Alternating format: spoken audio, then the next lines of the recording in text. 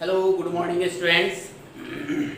मैं अजीत कुमार आपके लिए आज फिर मैं आपके क्लास 10th के चैप्टर 1 को लेकर के आया हूँ, जिसमें आपको ये थर्ड वीडियो दिया जा रहा है। इससे पहले मैंने आपको 2 वीडियो में बताए थे कि केमिकल इक्वेशन कैसे होते हैं या फिर केमिकल रिएक्शन में क्या क्या चीज़ें होती है, जिसमें आप लोगों ने evolution of gas, formation of precipitate, state, physical change, temperature, इनके बारे में जाना। आज हम लोग नए टॉपिक्स को लेकर के आए हैं इस चैप्टर में, जो आपका चैप्टर है केमिकल रिएक्शन एंड इक्वेशंस। इसमें आज आपके लिए जो नए टॉपिक्स हैं उसमें आते हैं chemical equation, unbalanced chemical equation, balanced chemical equation, formative equation, जिसके अंतर्गत आप जानेंगे indicate physical state, indicate heat change and indicate conditions. इससे पहले मैंने आपको बताया था, इससे पहले वाली वीडियो में, जिसमें मैंने आपको बताया था कि आप वैलेंसी एलिमेंट्स का सिंबल और एटॉमिक नंबर को देखने के लिए, फिर उसके बाद रेडिकल को देखने के लिए, और लास्ट में मैंने आपको बताया था क्या कि रिएक्टिविटी सीरीज जो आपके 9th क्लास में ऑलरेडी बताए गए थे उसके अंतर्गत। अगर आप लोगों ने उसको देखा है बहुत अच्छी बात है, तो आज आपको मैं ये समझाने की कोशिश करूंगा, और शायद अगर आपने याद किया भी है तो उसको आप समझ भी पाएंगे। ठीक है, तो आगे हम लोग चले अपने टॉपिक की ओर। ठीक है, सबसे पहले आपका जो टॉपिक है वो है केमिकल इक्वेशन। तो सबसे पहले हम लोग जानेंगे कि केमिकल इक्वेशन क्या होती है। इससे पहले जो मैंने आपके पहले वीडियो में जो मैंने बताया था उसमें आपको केवल वर्ड केमिकल इक्वेशन का यूज किया, उसमें किसी भी प्रकार का सिंबल का यूज मैंने नहीं किया था। लेकिन आज हम लोग जानेंगे कि वर्ड इक्वेशन को सिंबॉलिक तौर पर कैसे लिखते हैं, इसके बारे में मैंने आपको क्लास 9th में भी बताया। ठीक है, तो आज हम लोग क्या जानते हैं कि केमिकल इक्वेशन क्या होती है। तो केमिकल इक्वेशन के बारे में आपको बताते हैं कि यह एक रिप्रेजेंट करता है सिंबॉलिक तौर पर। क्या होता है कि केमिकल इक्वेशन जो होता है वह रिप्रेजेंट करता है किसी भी केमिकल रिएक्शन को सिंबॉलिक तौर पर, जिसके अंतर्गत आपको यह बताया जाता है कि वह किसी भी न्यू सब्सटेंस को सिंबॉलिक तौर पर ही बनाएगा। ठीक है, तो आप लोग इससे पहले जो बुक्स को लिया था जिसमें आपके जो टॉपिक थे कि केमिकल इक्वेशन, तो केमिकल इक्वेशन को सबसे पहले आप पढ़ लें। ठीक है, तो पढ़ लेने के बाद आपके पास ये इंफॉर्मेशन आएंगी कि केमिकल इक्वेशन कैसे बन जाए। ठीक है, तो केमिकल इक्वेशन को अब हम लोग बनाने के लिए चलेंगे। ठीक है, तो आगे देखते हैं। तो अब हम लोग क्या करते हैं कि केमिकल इक्वेशन को देखते हैं। सबसे पहले मैं आपको इंडिकेट कराऊं वर्ड केमिकल इक्वेशन के लिए। तो आप यहाँ पर देख रहे हैं लिखा हुआ है आयरन, और यह रिएक्शन करता है किससे? स्टीम से, और इसका जो प्रोडक्ट्स है वो क्या बनता है? आयरन ऑक्साइड और हाइड्रोजन। ठीक है, तो यहाँ पर मैंने आपको दिखा रहा है रेड कलर से 2 और 3। यहाँ कहने का मतलब यह हो रहा है कि अगर आपने 9th क्लास में देखा होगा तो उसमें मैंने आपको 2 नेम बताए, एक जिसमें एक में अस लगाते हैं और दूसरे में इक लगाते हैं। तो अस और इक क्यों लग जाते हैं इसके बारे में मैंने आपको बताया था कि किसी भी एलिमेंट के जब 2 वैलेंसी होती है तो दोनों वैलेंसीज एक कम होते हैं और एक ज्यादा होते हैं। कम वाले को और ज्यादा वाले को दोनों को 2 नाम से जानते हैं। जब वैलेंसी कम होती है तब हम उसको क्या कहते हैं? उसमें अस लगाते हैं, और जब ज्यादा होता है तो उसमें इक लगाते हैं। जैसे कि आपके पास वहां पर Fe है।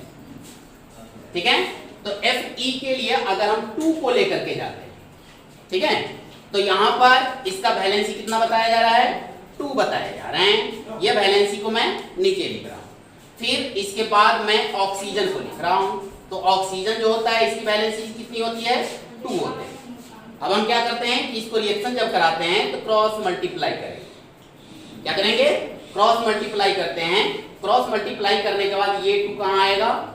O के साथ, तो मैथमेटिकली तौर पर जब आप इसको FE इज इक्वल टू हम दे देते हैं यहाँ पर, ये जो मैंने क्रॉस मल्टीप्लाई किया है, क्योंकि आप जानते हैं कि क्रॉस मल्टीप्लाई कब होती है, जब बीच में इज इक्वल टू होते हैं, तब यहाँ पर आएगा आपके पास क्या 2 और इसके नीचे में ऑलरेडी 2 है, ठीक है। तब ये क्या होता है, ये 2 से 2 कट जाते हैं और नीचे में क्या बचेंगे 1 और इसके नीचे में क्या आएंगे 1। अब हम इसको क्रॉस मल्टीप्लाई करेंगे तो क्या बन जाते हैं FE1O1, तो 1 तो हम लिखते नहीं है, तब हमारे पास क्या आ जाता है केवल FE1 FeO, जो इस फॉर्म में आपके पास आते हैं। अब ये क्या हो गया आपके पास 2 वैलेंसीज से बना हुआ आयरन ऑक्साइड, जिसको आप फेरस ऑक्साइड भी बोलते हैं। क्लियर। अब 3 वाले को देखते हैं। 3 वाले में क्या होता है कि इसमें Fe3 और O2 सेम यही प्रोसेस को अपनाएंगे इसमें भी, तो आपके पास क्या आ जाएंगे Fe2O3, ठीक है। लेकिन ये जो फेरिक ऑक्साइड बनते हैं, ये फेरिक ऑक्साइड में या फेरस ऑक्साइड जुड़े हुए होते हैं, जिसका जो फॉर्म होता है वो होता है, मैं आपको बता दूं,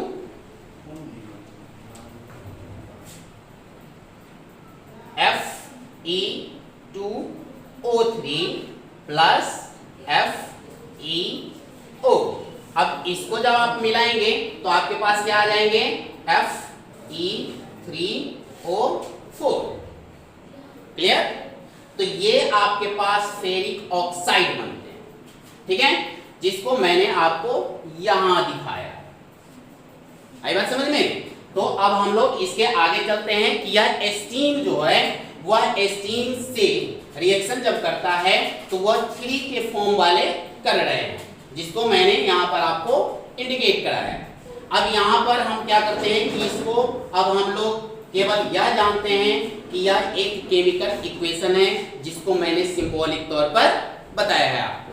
इसके बारे में फिर बैलेंसिंग करना फिर मैं आपको अगले टर्म में बताता हूँ। लेकिन अगर हम अनबैलेंस्ड केमिकल इक्वेशन को देखें, जो आपका सेकेंड टॉपिक है, तो ये जो आपके पास है वो अनबैलेंस्ड केमिकल इक्वेशन है, क्योंकि इसमें नंबर ऑफ रिएक्टेंट्स को अब आप देखेंगे कि रिएक्टेंट्स में जो भी एलिमेंट और कंपाउंड हैं उनके एटम्स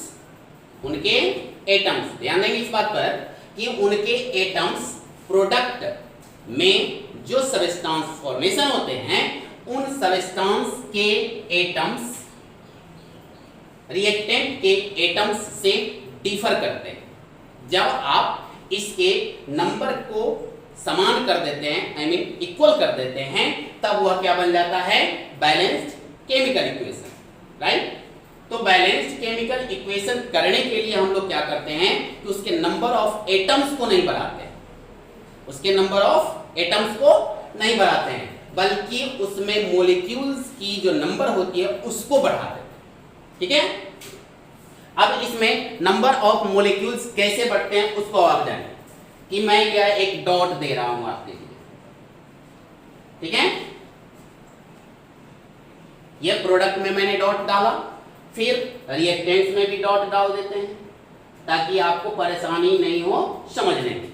ये जो मैंने डॉट डाले हैं रेड कलर से, ठीक है, तो ये डॉट आपको वहां पर अगर कोई नंबर को डालते हैं तो वह नंबर इस कंपाउंड के, इस एलिमेंट्स के नंबर ऑफ मॉलिक्यूल्स को बताते हैं, ठीक है। और वह नंबर ऑफ मॉलिक्यूल्स और नंबर ऑफ एटम्स दोनों मल्टीप्लाइड होकर के नंबर ऑफ एटम्स को बताते हैं। क्लियर। तो यहां तक आप समझ गए होंगे। मैं आपको फिर से बताऊं कि यह जो नंबर ऑफ मॉलिक्यूल्स होते हैं, जो डॉट है, वह एक क्या किस फॉर्म में है, नंबर के फॉर्म में। तो ये नंबर और यहाँ जो एटम्स नंबर हैं वो दोनों मल्टीप्लाई करेंगे, और मल्टीप्लाई करने के बाद रिएक्टेंट के एटम्स और प्रोडक्ट के एटम्स को इक्वल करेंगे, तब आपकी यह इक्वेशन बैलेंस्ड कहलाएगी। क्लियर। तो अभी हम लोग इसके बारे में देख लेते हैं कि इसको हम इक्वल कैसे करेंगे। ठीक है, तो इक्वल करने से पहले अब हम आप लोगों को बता देते हैं बैलेंस और अनबैलेंस इक्वेशन की जो डिफिनेशन होते हैं उसको। ठीक है, अब इसके डिफिनेशन को जानेंगे। तो केमिकल इक्वेशन को अब हम लोग डिफाइन करने के लिए चलते हैं। ठीक है, तो इससे पहले मैंने आपको केमिकल इक्वेशन का डिफिनेशन समझा दिया था। अब हम लोग चलते हैं अनबैलेंस्ड केमिकल इक्वेशन का डिफिनेशन जानेंगे। तो अनबैलेंस्ड केमिकल इक्वेशन जो होती है उसमें नंबर ऑफ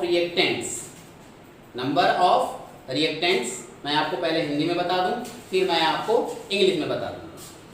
इसमें नंबर ऑफ रिएक्टेंट्स में नंबर ऑफ एटम्स जो होते हैं वह डिफर करते हैं प्रोडक्ट के नंबर ऑफ एटम्स और मोलिक्यूल्स।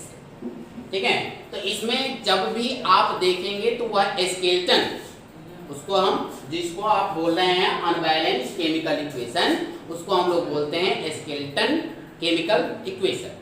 इसका दूसरा नाम भी है, हम लोग जानते हैं इसके बारे में। तो यहाँ पर अनबैलेंस्ड केमिकल इक्वेशन में जो मैंने अभी आपको बताया था किसके बारे में, फेरस और फेरिक के बारे में, जिसमें नंबर ऑफ एटम्स डिफर कर रहे थे, तो उसको हम लोग क्या बोलेंगे, अनबैलेंस्ड केमिकल इक्वेशन। लेकिन फिर भी केमिकल इक्वेशन को अब हम लोग क्या करने के लिए चलेंगे, बैलेंस्ड करने के लिए चलेंगे। तो बैलेंस्ड करने के लिए उसमें क्या होता है कि the number of reactants and products atoms are equal, then these equations are called balanced chemical equation। ठीक है, तो यहाँ पर अब हम लोग बैलेंस इक्वेशन को देखने के लिए चलेंगे। ठीक है, अब हम लोग केमिकल इक्वेशन को बैलेंस करते हैं। सबसे पहले आपके पास जो ये इक्वेशन है, जहाँ पर कि मैंने आपको पहले बताया था कि ये नंबर ऑफ मॉलिक्यूल्स को इंडिकेट करेंगे। ठीक है, किसको, मॉलिक्यूल्स को इंडिकेट करेंगे और केवल वही नंबर ही इक्वल कराएंगे। तो अभी हम तत्काल में इसको हटा दे रहे हैं क्योंकि अब हम यहाँ पर नंबर डालेंगे।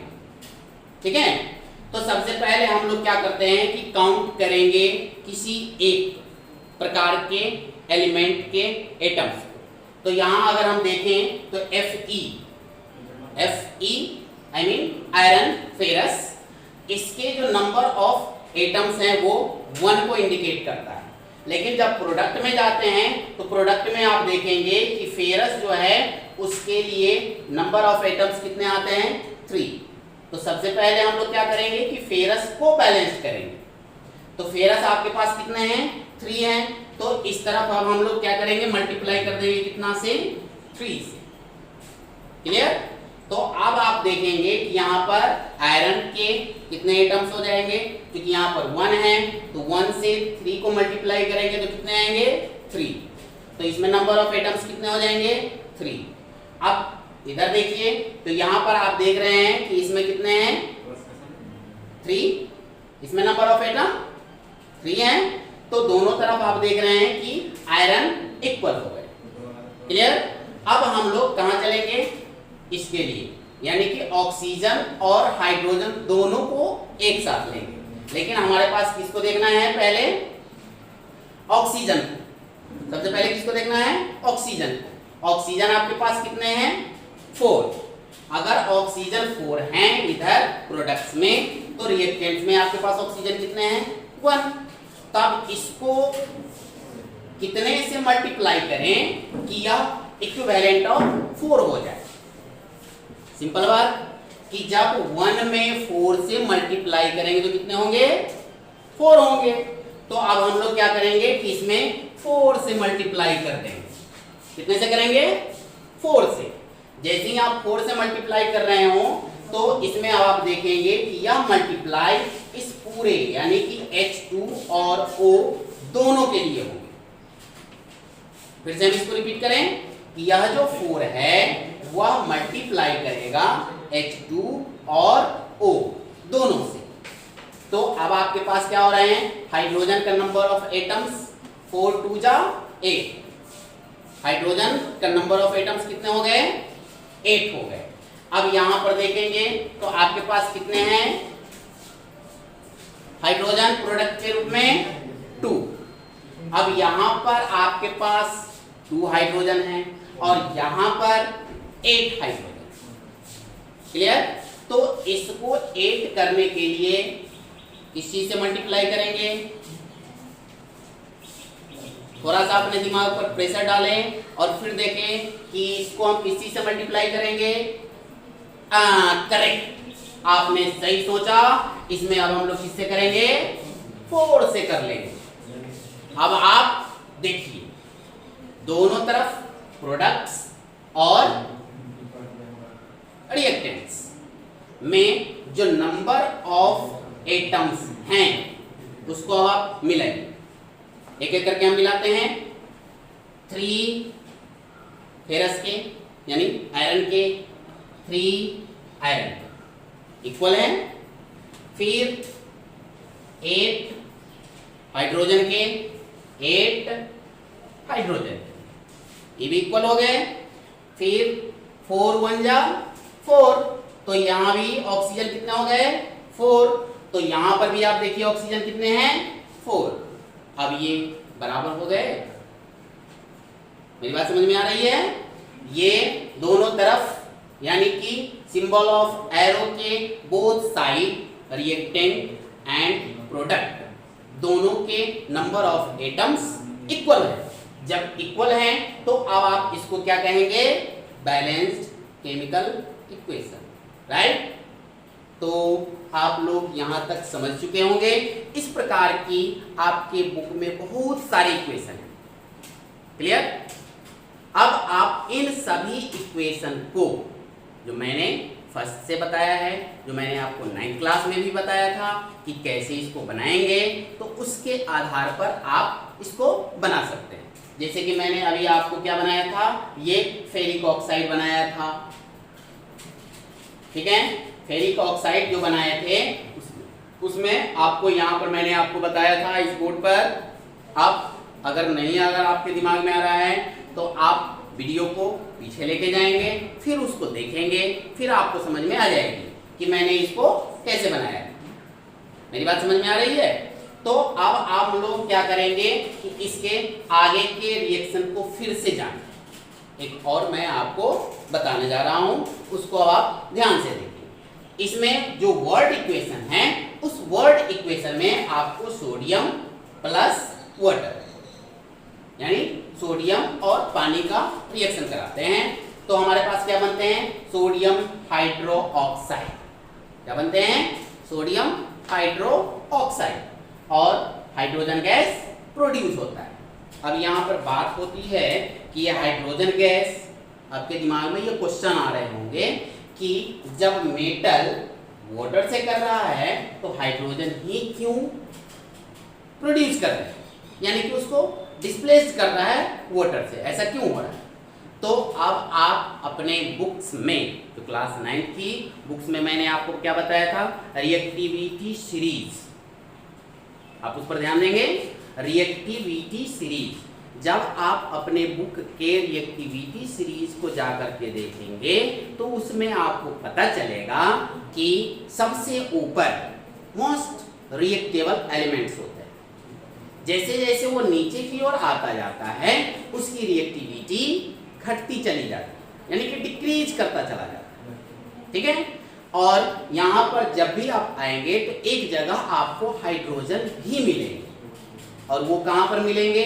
लेड से ठीक नीचे, जिसका सिंबल पीबी होते हैं। पीबी के ठीक बाद आपको हाइड्रोजन मिलेंगे। क्लियर? तो यहाँ पर मैंने आपको बताया ये सोडियम, ठीक है? सोडियम को आप देखेंगे तो यह सोडियम आपको 2 नंबर पर मिलता है। कहने का मतलब क्या हो गया कि एक के बाद जो पोटेशियम है उसके ठीक बाद सबसे ज्यादा रिएक्टेबल एलिमेंट्स कौन सा है? सोडियम है। क्लियर?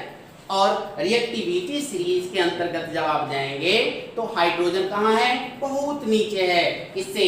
सोडियम से। जब सोडियम से वो बहुत नीचे है, कहने का मतलब क्या हो गया कि वह सोडियम किसको? हाइड्रोजन को अपने जगह से वाटर से हटा दे। क्लियर? तो यहाँ से जैसे ही वो वाटर से हटाता है तो एक हाइड्रोजन को ही हटाता है। ऐसा क्यों? वो ऐसा इसीलिए कि सोडियम की वैलेंसी 1 होती है और हाइड्रोजन की भी वैलेंसी 1, ठीक है। लेकिन हाइड्रोजन को अकेले साथ में नहीं हटाता है, वह क्या करता है कि ऑक्सीजन को भी अपने पास रख लेता है। कहने का मतलब क्या हो गया? हाइड्रो ऑक्साइड के रूप में। तो मैंने आपको क्या बताया था कि आप रिएक्टिविटी सीरीज को भी याद करें, ठीक है। तो आप रिएक्टिविटी सीरीज को याद करने के बाद आप अगर रेडिकल को देखा है तो रेडिकल में आप जाकर के देखेंगे तो वहां पर आपको पता चलेगा कि OH, जिसको हम लोग हाइड्रो ऑक्साइड बोलते हैं, क्लियर। तो यह हाइड्रो ऑक्साइड का जो वैलेंसी होता है वो कितना होता है? 1 होता है। और यह किस फॉर्म में होता है? तो निगेटिव रेडिकल होता है। फिर से सुनेंगे, यह जो OH होता है वो कौन सा रेडिकल है? निगेटिव रेडिकल है। आपको मैंने इससे 9th क्लास में पहले भी बता दिया था कि जब भी कोई मेटल या नॉन मेटल रिएक्शन करता है तो उसमें जो वैलेंसीज होते हैं वह वैलेंसीज नेगेटिव और पॉजिटिव दोनों फॉर्म में होते हैं। और जब भी यह रिएक्शन करता है, जिसमें एक्सेप्शन में मैंने ऑक्सीजन को हटा दिया था, तो यहाँ भी हम ऑक्सीजन को छोड़ रहे हैं क्योंकि उसका जो वैलेंसी है वो निगेटिव है, ठीक है। तो ऑक्सीजन को छोड़कर जितने भी मेटल हैं वह जब भी रिएक्शन करेंगे तो वह नॉन मेटल यानी कि निगेटिव रेडिकल वाले से ही करते हैं, ठीक है। और क्योंकि ऑक्सीजन जो है वो एक्सेप्शन में है तो वो मेटल से भी कर लेता है और नॉन मेटल से भी कर लेता है, इसीलिए हम उसको एक्सेप्शन में रखते हैं। तो अभी हम आपको क्या कहाँ लेके चलेंगे? यहाँ पर कि OH जो है वो नेगेटिव रेडिकल है और Na इसकी भी वैलेंसी 1, क्लियर। ये नेगेटिव रेडिकल और ये पॉजिटिव रेडिकल। अब दोनों की वैलेंसी जब एक जैसी होती है तब हम लोग क्या करते हैं? इसको क्रॉस मल्टीप्लाई।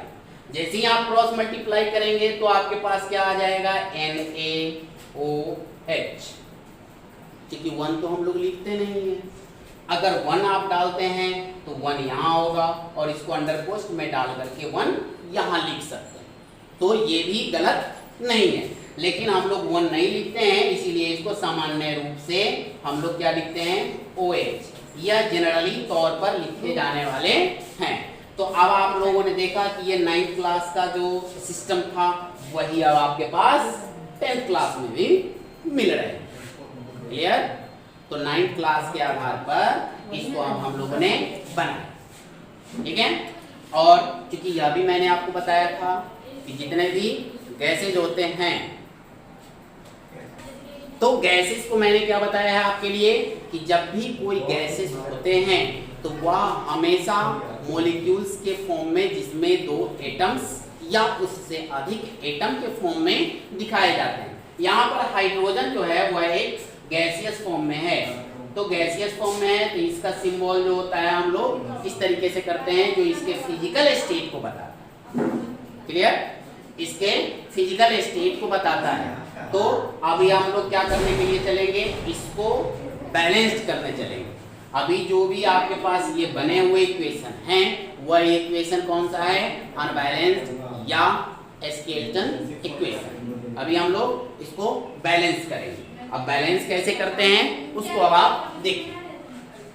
यहाँ पर नंबर ऑफ सोडियम एटम के सोडियम को आप देखिए, तो यहाँ पर कितने हैं सोडियम के एटम? 1, सही बात। आपने क्या बताया? 1। अब इसके सोडियम को जब भी आपने देखा तो इसको आपने क्या बता दिया कि यह 1 है। अब दूसरी तरफ यहाँ जब आप आते हैं तो यहाँ पर सोडियम कितने हैं? इसमें भी 1 है। तो यहाँ पर 1 की स्थिति को आप देख रहे हैं। फिर आप इसमें हाइड्रोजन को देखिए, तो हाइड्रोजन कितने हैं? 2 हैं। हाइड्रोजन कितने हैं? 2 हैं। अब दोनों की स्थिति को आपको देखने के बाद क्या आपको लग रहा है कि क्या दोनों तरफ बराबर हैं? नहीं है। क्योंकि हाइड्रोजन को अगर आप देखिए तो यहाँ पर 2 हैं, और इधर जब हम प्रोडक्ट में देखते हैं तो हाइड्रोजन 2 यहाँ और 1 यहाँ, टोटल कितने हो गए 3। तो क्या हाइड्रोजन 3 और 2 इक्वल हैं? सही बात, ये इक्वल नहीं है, क्योंकि 2 और 3 तो इक्वल होती ही नहीं है। तो इसको अब हम लोग क्या करेंगे कि इक्वल करने की कोशिश करते हैं। तो इक्वल अब हम लोग कैसे करेंगे कि अगर हम इसमें 2 से मल्टीपल कर देते हैं, कितना से 2 से मल्टीपल कीजिए, तो यहां पर 2 से मल्टीपल करने के बाद ये कितना हो जाता है, कितना हो जाता है, हाँ सही बात, 2 2 जा 4, तो नंबर ऑफ एटम्स कितने हो गए 4 हो गए। अब यहां पर आप देखें तो आपके पास कितने हैं 3 हैं। अब इसको 4 करने के लिए हमें क्या करना होगा कि 2 हाइड्रोजन यहाँ है, अगर हम इस हाइड्रोजन को भी 2 कर दें तो 2 और 2 4, तो हम यहां भी 2 से मल्टीप्लाई कर दें। मेरी बात समझ में आ रही है? अब यहां पर 2 से जैसे ही आप मल्टीप्लाई कर रहे हैं तो हाइड्रोजन आपके पास यहाँ पर कितने हो गए 2, और यहाँ पर हाइड्रोजन कितने हो गए 2, टोटल कितने हो गए हाइड्रोजन 4। एकदम सही बात। अब फिर हम इसको देखेंगे, सोडियम को तो मैंने इधर 1 लिया था और इधर हो गया कितने 2, तो सोडियम को अब हम क्या कर देंगे कि इधर भी 2 से मल्टीप्लाई कर देते हैं। अब देखिए सोडियम भी इक्वल हुए क्या, ध्यान से देखें, सोडियम इक्वल हुआ, सोडियम को अब आप देखें तो यहाँ भी 2 हो गए और सोडियम यहाँ भी 2 हो गए। मैं इसको अंडरलाइन करके फिर दिखाता हूं कि यह जो सोडियम है वो कितना हो गया 2 हो गया। 2 से चूंकि मल्टीप्लाई इसके साथ भी हो रहा है, O के साथ भी हो रहे हैं, तो यह 2 इस O के साथ भी मल्टीपल होंगे, तो ऑक्सीजन भी 2।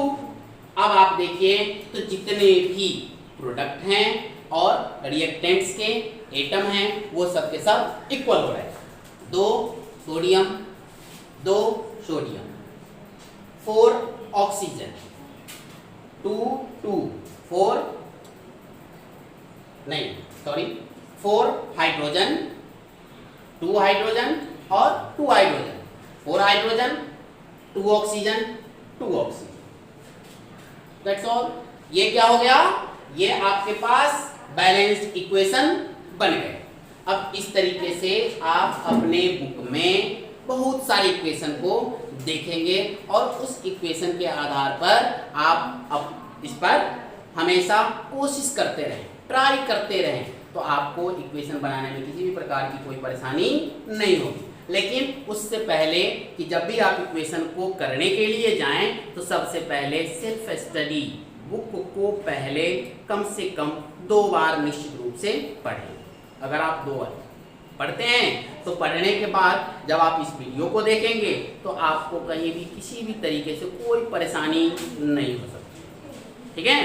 तो अब हम लोग आगे फिर दूसरे टॉपिक को देखते हैं, उस टॉपिक को देखेंगे। अब हम लोग देखेंगे आपके फॉर्मेटिव इक्वेशन, मतलब इक्वेशन से आपको क्या क्या इंफॉर्मेशन प्राप्त हो। तो इसमें से आपको जो इंफॉर्मेशन आते हैं उसमें से रिएक्टेंट्स और प्रोडक्ट के फिजिकल स्टेट को देख पाते हैं, यानी कि उसको आप बता पाते हैं आसानी से। दूसरा फिर क्या है कि इसमें जो हीट चेंजिंग होती है उसको भी आप बता पाते हैं। तीसरा है कि उसके जो कंडीशन होते हैं उस कंडीशन को भी आप बता पाते हैं, ठीक है। तो इस कंडीशन और फिजिकल स्टेट को कैसे बताते हैं उसको अब हम लोग जानेंगे। अब कैसे जानते हैं इसको कि अब हम आप इक्वेशन में दिखाते हैं। अब हम लोग देखते हैं इसके फिजिकल स्टेट को कैसे बताते हैं। तो फिजिकल स्टेट के लिए हम आपको फिर इंडिकेट करते हैं ब्लैक से, ठीक है। ब्लैक से इंडिकेट करेंगे आयरन। आयरन के बारे में आप जान रहे होंगे कि आयरन का स्टेट क्या होता है, सॉलिड। जब आपको सॉलिड बताना हो तो आप क्या करेंगे इसको कि अंडर पोस्ट में एस डालो, ठीक है। क्या करेंगे एस डालेंगे। लेकिन यह एक वर्ड इक्वेशन है। वर्ड इक्वेशन में आप ऐसा नहीं करते हैं, बल्कि क्या करते हैं कि आप सिंबॉलिक वाले में एस डालें। ठीक है, वर्ड में आप नहीं डालेंगे, किसमें डालेंगे? सिंबल जो आपने इक्वेशन लिखा है, केमिकल इक्वेशन, वर्ड इक्वेशन में फिजिकल स्टेट को नहीं डालेंगे। किसमें डालेंगे? जिसमें सिंबॉलिक रूप से आप बताते हैं किसी भी केमिकल रिएक्शन को, उसमें डालते हैं। अब यहाँ इस बात को आप समझ गए होंगे कि यह सॉलिड रूप में है। फिर आप वाटर को जान रहे हैं, वाटर किस फॉर्म में होते हैं, तो यहाँ पर आप किससे करवाए हैं? स्टीम से। स्टीम किस फॉर्म में है? गैसियस या लिक्विड? गैसियस या लिक्विड? हाँ, सही बात। स्टीम जो होता है वह किस फॉर्म में होता है? गैसियस फॉर्म में। तो इसका फर्स्ट लेटर जी को लिखते हैं। ठीक है, अब यहां पर देखेंगे Fe3O4 फेरिक ऑक्साइड। यह फेरिक ऑक्साइड जो होता है यह ब्राउन कलर का प्रेसिपिटेट फॉर्म होता है। ठीक है, प्रेसिपिटेट आप इससे पहले जान चुके हैं, वह क्या होता है? सॉलिड फॉर्म होता है। तो सॉलिड फॉर्म होता है तो इसको अब हम लोग क्या करेंगे? एस से डिनोट करेंगे। इसे एस से। अब ये हाइड्रोजन है, तो हाइड्रोजन किस फॉर्म में आते हैं? Gaseous form. तो इसको अब हम लोग क्या लिख देंगे? जी लिख देंगे।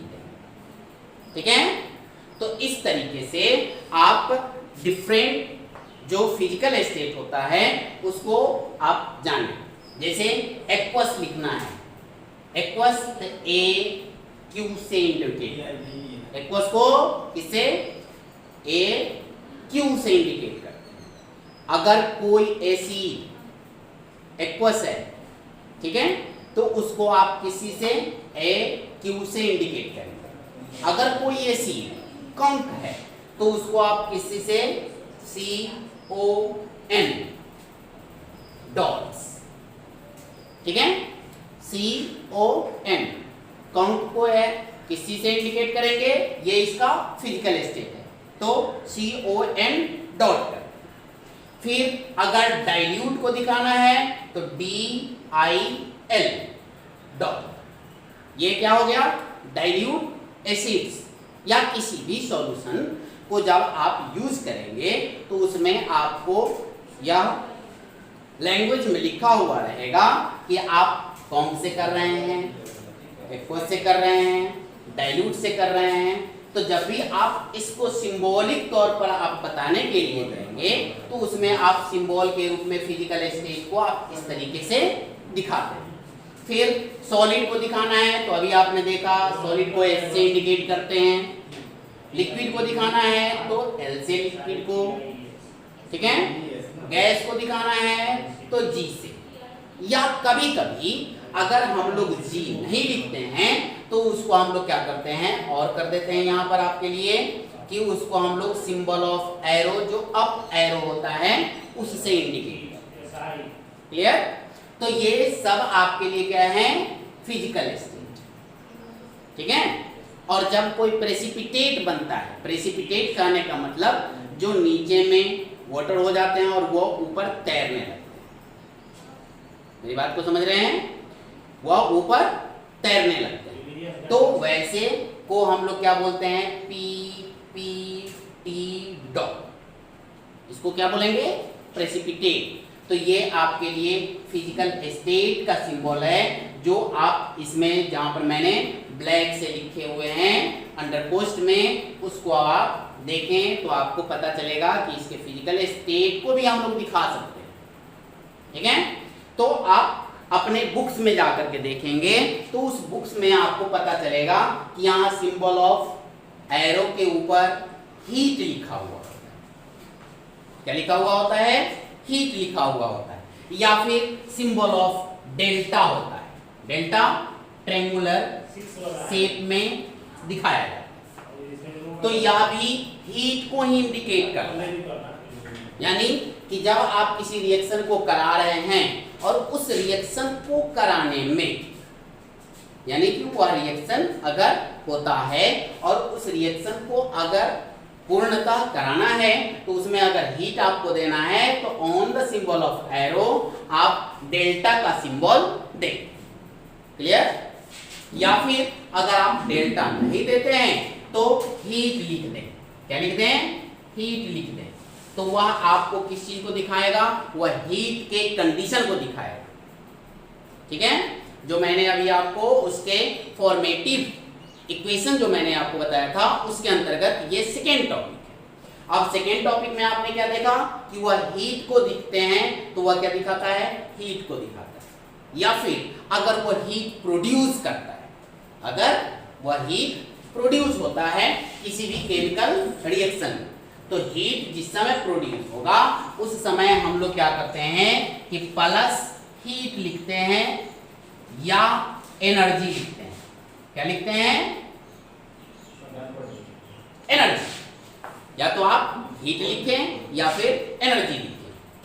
ठीक है, अब कंडीशन के बारे में जानिए। तो कंडीशन में क्या होता है कि जब आप किसी रिएक्शन को करने के लिए जाते हैं तो उसका कंडीशन होता है या तो हीट के प्रेजेंटेशन में करता है या फिर हीट प्रोड्यूस करता है। जिसको हीट के प्रेजेंटेशन में करते हैं उसको हम लोग एंडोथर्मिक बोलते हैं। जब वह हीट को प्रोड्यूस करता है तब हम लोग उसको एक्सोथर्मिक बोलते हैं। That's all. अगले दिन फिर हम दूसरी और अगले चैप्टर के टॉपिक को हम लेकर के आएंगे। उसके बाद आपको फिर से हम बताने की कोशिश करेंगे और अच्छे से समझाएंगे। इसके बाद की जो आपके पास टॉपिक है उसको आप लोग एक बार आवश्यक रूप से रीड करें, निश्चित रूप से रीड करें। Thank you.